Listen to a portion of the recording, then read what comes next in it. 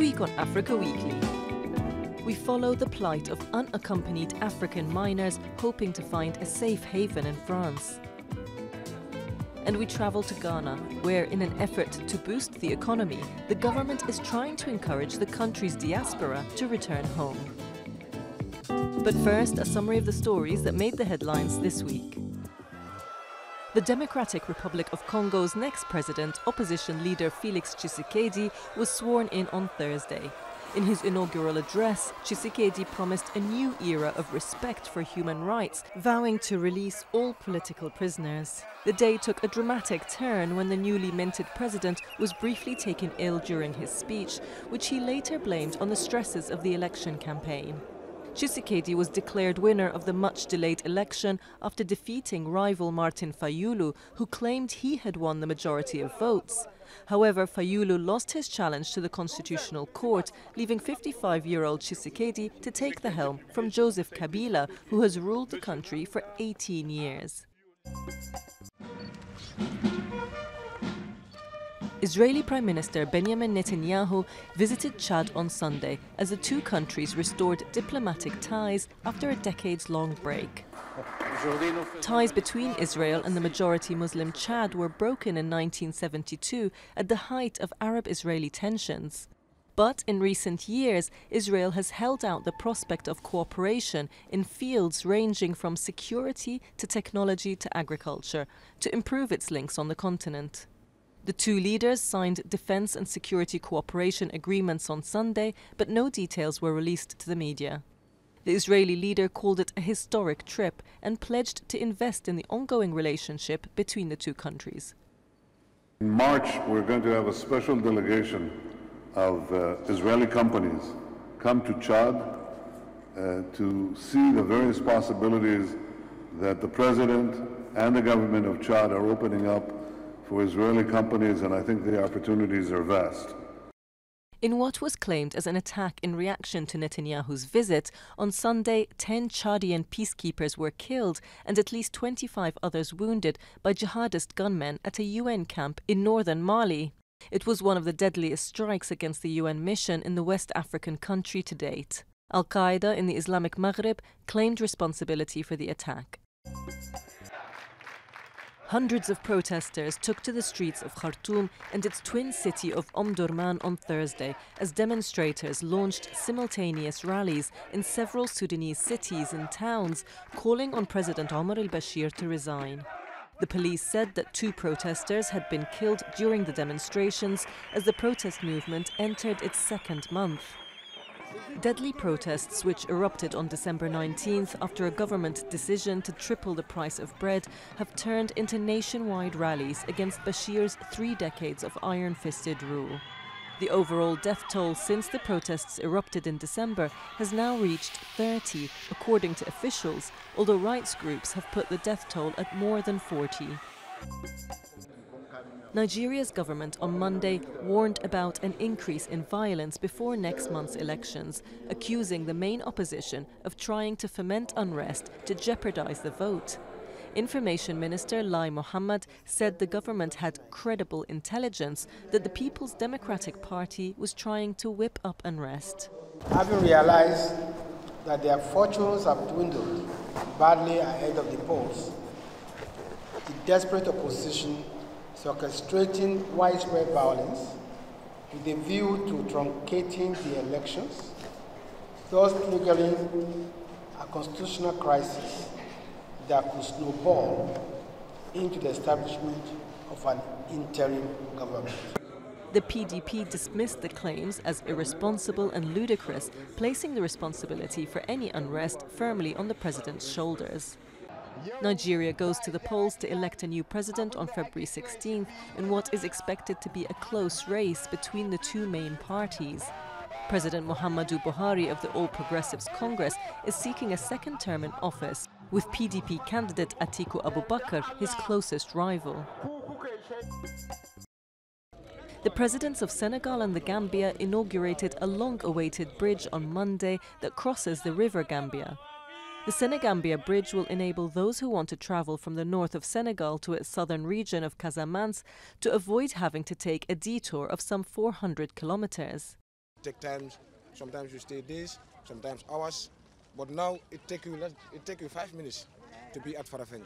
So that's a life changes. That's a good thing to us, man. And we are very happy, we are very thrilled, very, very happy. The bridge project dates from the 1970s, but faced numerous delays due to the changing relations between Dakar and Banjul.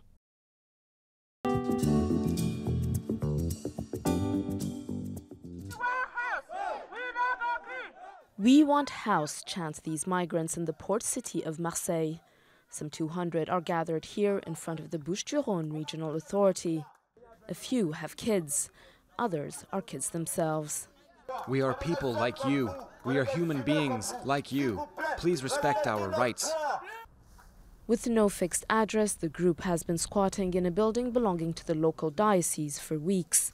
Among them is Saliou, a 16-year-old orphan from the Gambia. Repeatedly raped in a Libyan prison, he escaped to Briançon, near the Italian border, where he was briefly hospitalized. They tell me now you can go. Now go and find place to find place to live. If you have this, after you can continue your treatment. So that's why I leave Briançon. I decided to come here in Marseille. Right now I don't have family in Europe. I don't have no one. I don't know no one in Europe. I'm alone. So I need person to help me. Once the judge certifies they're underage, each regional government must provide unaccompanied minors with temporary housing, as well as social and educational support. But the reality is starkly different. Most end up placed in hotels, exposed to prostitution or drugs. The law isn't being respected. The court decisions regarding temporary placements aren't being respected. They're being put in danger. We're being told, well, we take care of 95% of the cases. Great. First of all, it's 90%, not 95%. And then what? What about the other 10%? Charities are asking for 100 additional places in local shelters. But the organization in charge of the placements say it's doing the best it can with the resources it has. Of course, logic would dictate, and everyone agrees, that adding places also means adding facilities. But it's not that simple. And since it's not so simple, using different types of housing arrangements should, at the very least, enable us to respond to the most urgent needs.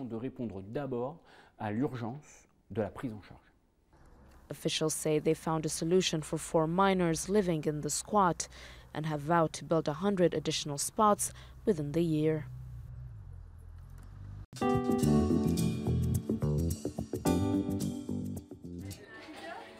2009, Dedu Azu returned to Ghana after 11 years in Canada. She's since opened this cold tea bar in Accra, but admits that adapting back to Ghanaian life has not been easy. Last September, Ghana's President Nana Akufo-Addo called 2019 the year of return. Appealing to the Ghanaian diaspora to come back home, he promised new laws to make the settlement process easier. It's a good idea for everybody to come back home if you're from Ghana or your roots are in Ghana, but I don't know if it's right to stay in Ghana at the moment. I don't feel personally that Ghana is that stable financially. It's not only Ghanaians, but the wider African diaspora, mainly African Americans, who are being encouraged to move to the home of their ancestors.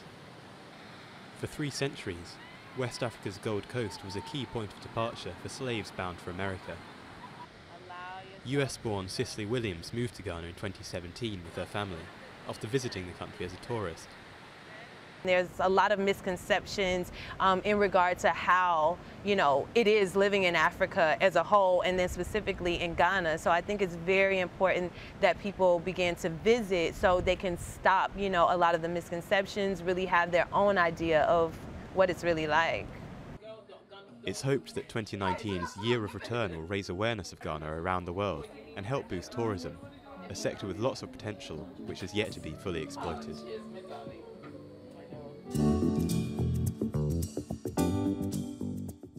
Zimbabwean Afro-jazz star Oliver Tukum Tukudzi died on Wednesday at the age of 66. His work, dubbed Tuku music, was a mixture of ethnic styles, including the Zulu-rooted Mbakanga from South Africa. And his lyrics often carried social messages about HIV/AIDS, alcohol abuse, and encouraging self-respect.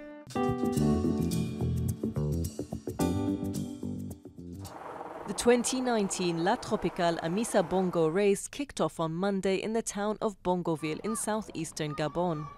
Italian rider Nicolo Bonifazio won the first stage. That's all from us at Africa Weekly. Until next week.